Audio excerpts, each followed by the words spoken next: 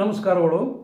ಇವತ್ತು ನನ್ನ ಸಂಗೀತದ 183ನೇ ಎಪಿಸೋಡ್ನಲ್ಲಿ ಸಂಗೀತ ಮತ್ತು ದೇವಾಲಯ ಇವುಗಳ ಕುರಿತು ಸಂಕ್ಷಿಪ್ತದಲ್ಲಿ ಮಾತನಾಡುತ್ತೇನೆ. ಭಾರತೀಯ ಸಂಗೀತದ ಇತಿಹಾಸದ ಪುಟಗಳನ್ನು ಆಳವಾಗಿ ಅಧ್ಯಯನ ಮಾಡಿ ನೋಡಿದಾಗ ನಮಗೇನು ಗೊತ್ತಾಗ್ತದಪ್ಪ ಅಂತಂದರೆ, ಪ್ರಾಚೀನ ಕಾಲದಲ್ಲಿ ಕಲ್ಲಿನಿಂದ ನಿರ್ಮಿತವಾದ ದೊಡ್ಡ ದೊಡ್ಡ ದೇವಾಲಯಗಳನ್ನು ಇವತ್ತಿಗೂ ನಾವು ನೋಡ್ತೀವಿ. ಸೂರ್ಯ ಚಂದ್ರ ಇರೋ ತನಕ ಆ ಕಲ್ಲಿನ ದೇವಾಲಯಗಳನ್ನು ನಾವು ವೀಕ್ಷಣೆ ಮಾಡ್ತೀವಿ. ಆ ಹಿನ್ನೆಲೆಯಲ್ಲಿ ಏನಪ್ಪಾ ಅಂತಂದರೆ, ಆ ದೇವಾಲಯಗಳನ್ನು ಸುತ್ತು ಹಾಕಿ ವೀಕ್ಷಣೆ ಮಾಡಿ ನೋಡಿದರೆ ಆ ಕಲ್ಲಿನ ದೇವಾಲಯದ ಮೇಲೆ ಅನೇಕ ವಿವಿಧವಾದ ಸಂಗೀತಗಾರರ ಚಿತ್ರಗಳನ್ನು ಬಿಡಿಸಿದ್ದನ್ನು ನೋಡಿದ್ದೇವೆ, ವೀಕ್ಷಣೆ ಮಾಡಿದ್ದೇವೆ. ಹಂಗಾರ ಸಂಗೀತಕ್ಕೂ ಮತ್ತು ದೇವಾಲಯಕ್ಕೂ ಇರುವಂಥ ಸಂಬಂಧವೇನು, ಸಂಗೀತಕ್ಕೆ ಮತ್ತು ದೇವಾಲಯಕ್ಕೆ ಅನ್ಯೋನ್ಯ ಬಾಂಧವ್ಯ ಐತೋ ಹೆಂಗ ಅನ್ನೋದನ್ನೇ ಇವತ್ತು ಅಭ್ಯಾಸ ಮಾಡಬೇಕಾಗಿದೆ. ಆ ಹಿನ್ನೆಲೆಯಲ್ಲಿ ಏನಪ್ಪಾ ಅಂತಂದರೆ, ಭಾರತೀಯ ಸಂಗೀತ ಕಲೆಯ ಉದ್ಭವ ಮತ್ತು ವಿಕಾಸ ಪೂಜಾರ್ಚನೆಯಲ್ಲೇ ಆಗಿದೆ. ಗಾಯನ, ವಾದನ, ನೃತ್ಯ, ಭಜನೆಯ ಮುಖಾಂತರ ಭಗವಂತನನ್ನು ಸಂತೃಪ್ತಗೊಳಿಸುತ್ತಾ ಬಂದಿದ್ದಾರೆ ನಮ್ಮ ಪೂರ್ವಜರು. ಭಜನೆಯಲ್ಲಿ ಹಾಡುತ್ತಾ, ಮೈ ಮರೆಯುತ್ತಾ, ನೃತ್ಯ ಮಾಡುತ್ತಾ ಭಗವಂತನ ಏಕಾತ್ಮದಲ್ಲಿ ಆತ್ಮ ಒಂದಾಗುತ್ತದೆ. ಭಗವಂತನ ಸಾಕ್ಷಾತ್ಕಾರ ಪಡೆದ ಸಂತರು, ಮಹಾತ್ಮರು ಕೂಡ ಇವತ್ತಿಗೂ ಇದ್ದಾರೆ. ಸಂಗೀತದಲ್ಲಿ ದೇವರ ಅಂಶವಿದೆ. ಸಂಗೀತ ಬಿಟ್ಟರೆ ದೇವರಿಲ್ಲ, ದೇವರು ಬಿಟ್ಟರೆ ಸಂಗೀತವಿಲ್ಲ. ಸಂಗೀತವನ್ನು ದೇವರಿಗೆ ಸಮರ್ಪಣೆ ಮಾಡಿದ್ದಾರೆ. ಸಂಗೀತದಲ್ಲಿ ದೇವರ ವರ್ಣನೆ, ದೇವರ ಪವಾಡಗಳು ಮತ್ತು ದೇವರ ಲೀಲೆಗಳನ್ನು ನಾವು ನೋಡುತ್ತೇವೆ. ಈ ಹಿನ್ನೆಲೆಯಲ್ಲಿ ನಾವು ವಿಚಾರ ಮಾಡಿದಾಗ, ಸಂಗೀತ ಬಗ್ಗೆ ಚಿಂತನೆ ಮಂಥನ ಮಾಡಿದಾಗ, ಪ್ರಾಚೀನ ಕಾಲದಲ್ಲಿ ಊರ ಹೊರಗೆ ಬೃಹತ್ತಾಕಾರದ ಅಥವಾ ದೊಡ್ಡ ದೊಡ್ಡ ಕಲ್ಲಿನಿಂದ ನಿರ್ಮಿತವಾದ ಲಕ್ಷಾಂತರ ದೇವಾಲಯಗಳು ಇದ್ದವು. ಆ ದೇವಾಲಯ ಮುಂಭಾಗದಲ್ಲಿ ಪ್ರವೇಶ ದ್ವಾರ, ಮೆಟ್ಟಿಲುಗಳು,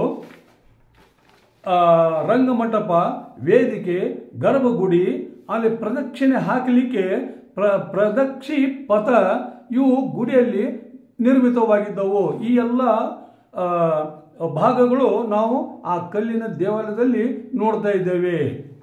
ಆ ಹಿನ್ನೆಲೆಯಲ್ಲಿ ಏನಪ್ಪಾ ಅಂತಂದರೆ, ಆಗಿನ ಸಮಾಜದಲ್ಲಿ ಜನರು ಸಾಮೂಹಿಕವಾಗಿ ಊರ ಹೊರಗೆ ಇರುವ ದೇವಾಲಯಕ್ಕೆ ಹೋಗಿ ದೇವರಿಗೆ ಪೂಜೆ ಸಲ್ಲಿಸುವ ಪದ್ಧತಿ ಬಹಳ ಪ್ರಚಾರದಲ್ಲಿತ್ತು ಮತ್ತು ಪೂಜನೀಯವಾಗಿತ್ತು. ಆಗಿನ ಜನ ಪೂಜೆಯನ್ನು ದೇವಾಲಯದಲ್ಲೇ ಸಲ್ಲಿಸ್ತಿದ್ರು. ಆ ಕಾಲದಲ್ಲಿ ಅಂಗಭೋಗ ಮತ್ತು ರಂಗಭೋಗ ಎಂಬ ಎರಡು ಭಾಗಗಳಿದ್ದವು. ದೇವಾಲಯದ ಒಳಗಡೆ, ದೇವಾಲಯದ ಗರ್ಭಗುಡಿ ಒಳಗೆ ಪೂಜಾರಿಗಳು ಅಥವಾ ಪುರೋಹಿತರು ದೇವರಿಗೆ ಹೂಗಳಿಂದ ಅಲಂಕೃತ ಮಾಡಿ ಪೂಜೆ ಪುನಸ್ಕಾರ ಮಾಡುವಂಥವರಿಗೆ ನಾವು ಏನಂತ ಕರಿತೀವಿ? ಅಂಗಭೋಗರು ಅಂತ ಕರಿತೀವಿ. ಆಮೇಲೆ ರಂಗಭೋಗದವರಲ್ಲಿ, ರಂಗಭೋಗ ಅಂತಂದರೆ ಅದು ಕಲಾವಿದರಿಗೆ ಸಂಬಂಧಪಟ್ಟಿದ್ದು. ಕಲಾವಿದರಿಗೆ ರಂಗಭೋಗ ಎಂದು ಕರೆಯುತ್ತಿದ್ದರು. ಅಂಗಭೋಗ ಮತ್ತು ರಂಗಭೋಗ. ಅಂಗಭೋಗ ಅಂದರೆ ಗುಡಿಯಲ್ಲಿ, ಗರ್ಭಗುಡಿಯಲ್ಲಿ ದೇವರಿಗೆ ಪೂಜೆ ಪುನಸ್ಕಾರ ಹೂಗಳಿಂದ ದೇವರನ್ನು ಅಲಂಕೃತ ಮಾಡೋರಿಗೆ ಅಂಗಭೋಗ ಅಂತೀವಿ. ಕಲಾವಿದರಿಗೆ ರಂಗಭೋಗ ಅಂತ ಕರೀತಿದ್ರು. ದೇವರ ಎದುರಿಗೆ ರಂಗಮಂಟಪ ಇರುತ್ತಿತ್ತು. ಎದುರಿಗೆ ದೇವರ ಗುಡಿ, ದೇವರ ಕಾಂತಾನೆ, ಅವ್ರ ಎದುರಿಗೆ ರಂಗಮಂಟಪ ಅನ್ನೋದು ಇರ್ತಿತ್ತು. ದೇವರ ಪೂಜಾರ್ಚನೆ ಸಂದರ್ಭದಲ್ಲಿ ಪುರುಷರು ಮತ್ತು ಮಹಿಳೆಯರ ಕಲಾವಿದರು ಗಾಯನ ಅಥವಾ ವಾದನ ಅಥವಾ ನೃತ್ಯವನ್ನ ಅಥವಾ ಭಜನೆಯಲ್ಲಿ ಹಾಡಿ ದೇವರನ್ನ ಸಂತೃಪ್ತಗೊಳಿಸುತ್ತಿದ್ದರು.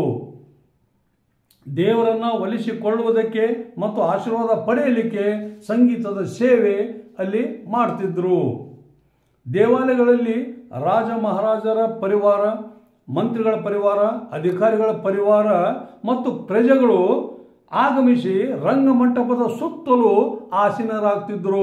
ನಡಬರ್ಕ ರಂಗಮಂಟಪ, ಅದರ ಸುತ್ತಾರಲೆ ಈ ರಾಜ ಮಹಾರಾಜರು, ಅಧಿಕಾರಿಗಳು ಮತ್ತು ಪ್ರಜೆಗಳು ಸುತ್ತಾರಲೆ ಕೂಡುತ್ತಿದ್ರು.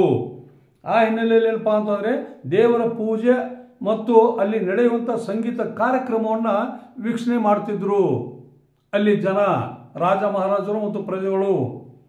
ಈ ಎಲ್ಲ ಕಾರ್ಯಕ್ರಮಗಳು ಸಾಂಗವಾಗಿ ನೆರವೇರಲು ರಾಜ ಮಹಾರಾಜರು ಅಂಗಭೋಗ ಸಿಬ್ಬಂದಿಯವರಿಗೆ ಮತ್ತು ರಂಗಭೋಗ ಕಲಾವಿದರಿಗೆ ದಾನ ದತ್ತಿಗಳನ್ನು ನೀಡುತ್ತಿದ್ದರು. ಈ ಎಲ್ಲ ಕಾರ್ಯಕ್ರಮಗಳು ಸಾಂಪ್ರದಾಯಿಕವಾಗಿ ಮತ್ತು ವ್ಯವಸ್ಥಿತವಾಗಿ ನಡೆಯುತ್ತಿತ್ತು ಆ ಕಾಲದಲ್ಲಿ, ಪ್ರಾಚೀನ ಕಾಲದಲ್ಲಿ. ಈ ಪ್ರಕಾರವಾಗಿ ಎಷ್ಟೋ ಶತಮಾನಗಳಿಂದ ಸಂಗೀತವನ್ನು ದೇವಾಲಯಗಳಲ್ಲಿ ನಡೆದುಕೊಂಡು ಬಂದಿರುವುದರಿಂದ ಇದೇ ಮೇನ್ ಕಾರಣ.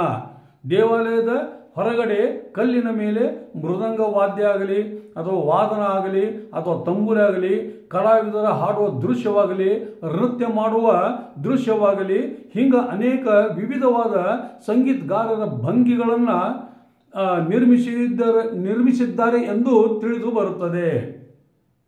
ಅದೇ ಪ್ರಕಾರ ಭಾರತದ 2 ಮಹಾಕಾವ್ಯಗಳಾದ ರಾಮಾಯಣ ಮತ್ತು ಮಹಾಭಾರತ ದೃಶ್ಯಗಳನ್ನು ಸಂಪೂರ್ಣವಾಗಿ ದೇವಾಲಯದ ಹೊರಗಡೆ ಕಲ್ಲಿನಲ್ಲಿ ಕೆತ್ತಿ ನಿರ್ಮಿಸಿದ್ದನ್ನು ಇವತ್ತಿಗೂ ನಾವು ನೋಡ್ತಾ ಇದ್ದೇವೆ. ಸಮಯವು ಸರಿದಂತೆ ದಾನ ದತ್ತಿಗಳು ಕೊಡುವುದು ಕಡಿಮೆ ಆಯಿತು. ಕಲಾವಿದರ ಜೀವನ ನಡೆಸುವುದು ಕಠಿಣವಾಯಿತು. ಕಲಾವಿದರು ಬೀದಿ ಪಾಲಾದರು. ಕಲಾವಿದರು ಬದುಕಲು ಬೇರೆ ದಾರಿ ಹುಡುಕಿಕೊಂಡರು.